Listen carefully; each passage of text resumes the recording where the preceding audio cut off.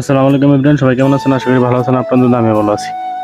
তো আবার অনেকদিন পরে আপনাদের ভালোবাসার কারণে আবার একটা ভিডিও নিয়ে আসলাম। যদি আমার ভিডিও ভালো লাগে তাহলে অবশ্যই আমার ভিডিওতে লাইক কমেন্ট শেয়ার করবেন।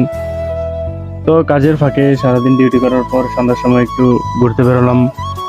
ভাই ব্রাদার বলতেছে চলো ঘুরে আসি, ঘুরে আসলে মন টন ভালো হবে। তো আমরা 3-4 জন মিলে ঘুরতে বেরোলাম। তো সবাই কাজের ফাঁকে অনেক কিছু করে, যে কয়েকটা ভাই সাইকেল নিয়ে ঘুরতে বের হয়েছে। তো আমরা এমনি বের হলাম, একটু হাঁটাহাঁটি করবো, ফটোশ্যুট করবো মন ভালো রাখার জন্য। আজকে ওয়েদারটাও একটু ভালো আছে, তার জন্য সবাই 3-4 জন মিলে বের হলাম। তো 3-4 জনের মধ্যে একজন আছে খেলা পাগল, কালকে আবার ইউএসের সাথে বাংলাদেশে খেলা গেছিল।